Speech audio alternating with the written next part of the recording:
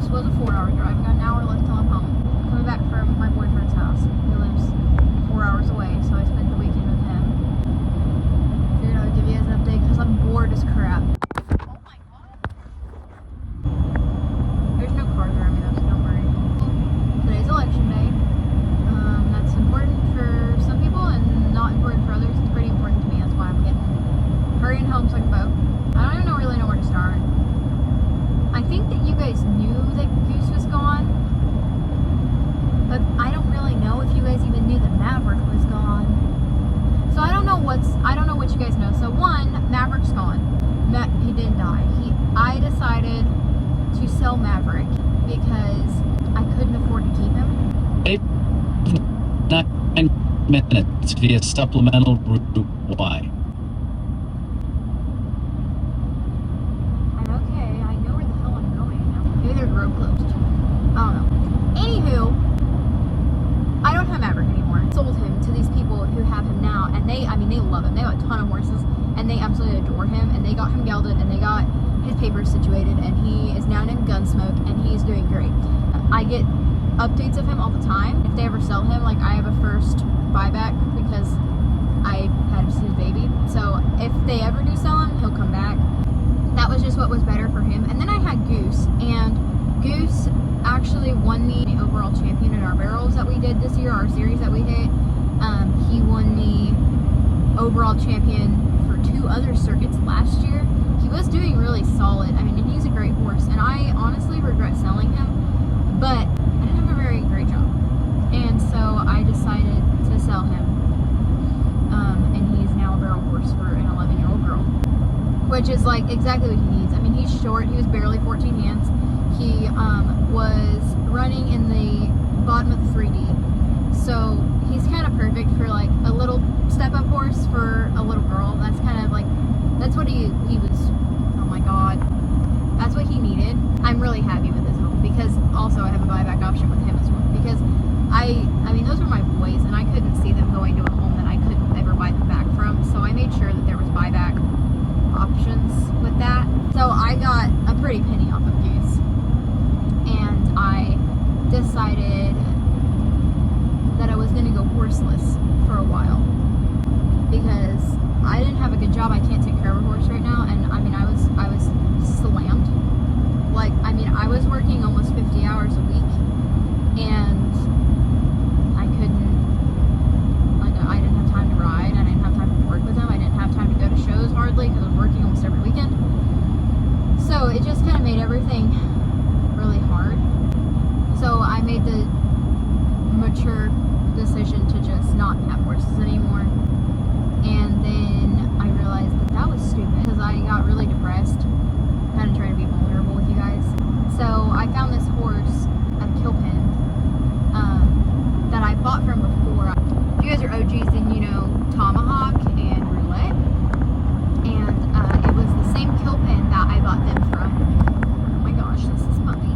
So me and my boyfriend packed up and made the 12-hour trip to Peabody and got this horse that honestly was freaking beautiful. Probably the most beautiful horse I've ever owned. He was Palomino Roan. He was 5 years old, but he was a stud, and they in the video made it seem like he was gonna be really easy. They were like, oh, he's not halter broke, but like he was like gentle, right? And I was like, okay, whatever. I mean, I can use him. He was a quarter horse stud, so I was like, perfect, this is cool. I'll gild him, brace him, whatever. I had him for a month and couldn't touch him. One, like I said, I worked too much to have a freaking project. I don't know what had gotten into me, but I was depressed, and I acted on it. He was $900, and I went and bought him. Like, I didn't care. I'll post pictures of him. I named him Trigger. Trigger, like I said, I work all the freaking time, and I didn't have time for Trigger. So I sold him because I sold him to some Mustang trainers here. They're going to use him as their stud. They kept him a stud. I was going to gild him, but I mean, it's their horse now. They can choose what they want to do. They got some registered quarter horse mares that they're breeding him to. He didn't have papers that I knew of because they didn't come with him at the kill pen. I'm sure you could DNA test him. He was built very correct. He was sexy as all get out. So I wouldn't doubt he had some papers somewhere, but I didn't have them. So I sold them to him as grade, but they decided to breed him, which I'm not 100% against grade breeding, but I probably wouldn't do it with some random stud, even if he is pretty. Just, he was kind of random. Why did that scare me? They're actually working with him all the time. They have him haunted broke already and everything, just because they had time to be consistent and I didn't. And then after selling everybody, I quit my job, which is bad because I have the truck payment on this stupid thing. I'm just kind of being vulnerable. I don't know what the hell I'm gonna do.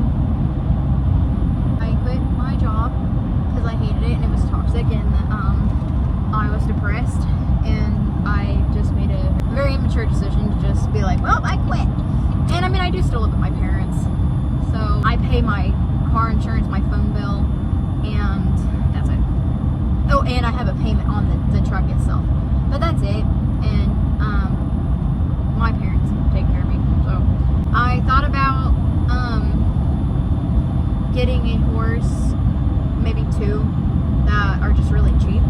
Even if they're older, just something cheap that I can put a couple weeks to a month on and resell to pay off my truck. Because I don't owe very much on my truck. Just buying and selling horses. Oh my god. Literally so annoying. Okay.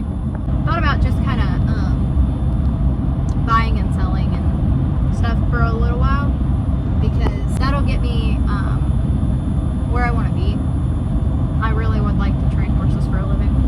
That's what little me has wanted for a really long time, but that seems like a dream that can't happen.